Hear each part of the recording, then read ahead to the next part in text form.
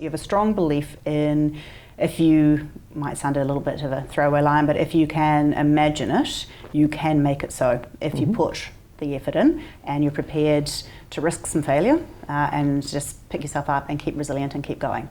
Sure. Is that a fair wrap up? Yeah, pretty much. It is. You've got to be prepared to put yourself out there. I mean, I'm a great believer in this concept of the universe. If you put something out there, or the laws of attraction. I think that these are fundamentally really important laws. If you have the wrong energy and the wrong attitude, stuff doesn't happen.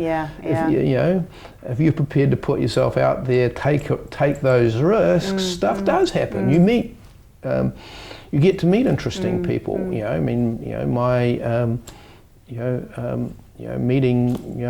Meeting Mark and starting, co-founding this journey with Soul Machines happened by accident. Introduced by a mutual friend. I've met Mark once before. I'm not an artificial intelligence expert.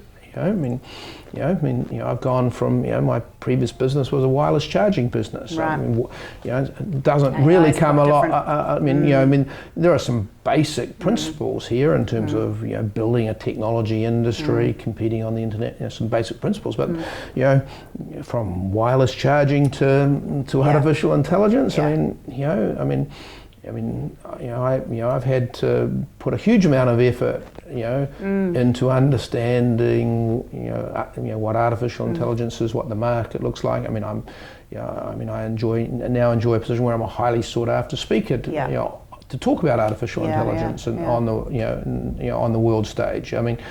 But I'm not an artificial intelligence expert. I haven't spent my whole career working in artificial intelligence. So can we just put a bit of context around that? So how long have you had the business running? We're just over 3 years old now. Okay, so you were mid to late 50s when you started the business. So you've done what people dream about. You've been incredibly successful. You've started another business yet again.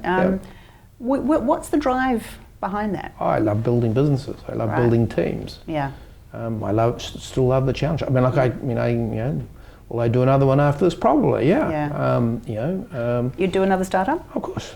Yeah, but I don't imagine that I wouldn't. Maybe I won't. But there's no reason not to. No reason not to. I've gone back to, I grew up as a kid loving surfing. I picked up surfing again. My wife just gave me an amazing electric guitar for my birthday. I've always wanted to learn to play the electric guitar, so I'm learning to play the electric guitar. So it's your willingness to learn. I think and that desire to learn. Because if I wasn't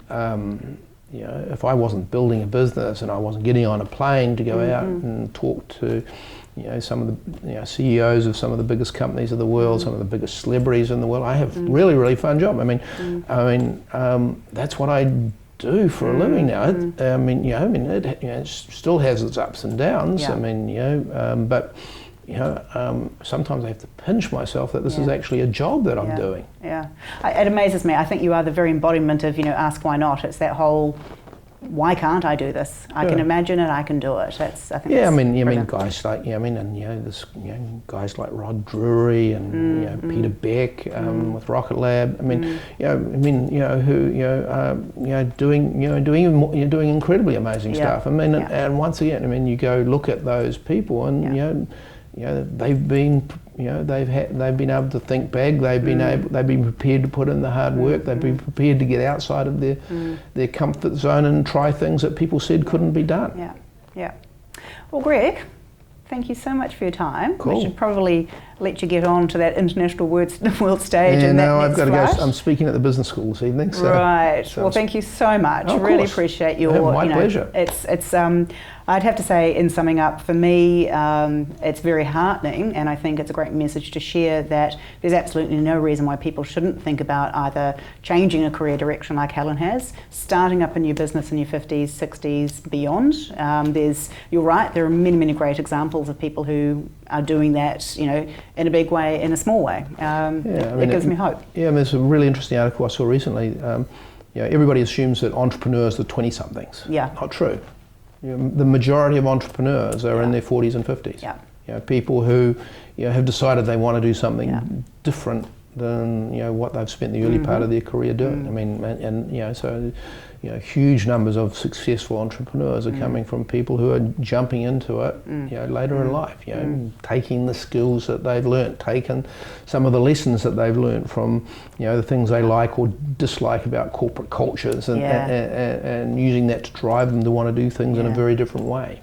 Everyone has, I think people have more transferable skills and more skills than they actually probably realise until you sit down and actually work that out for yourself. Yeah. Fantastic. Cool.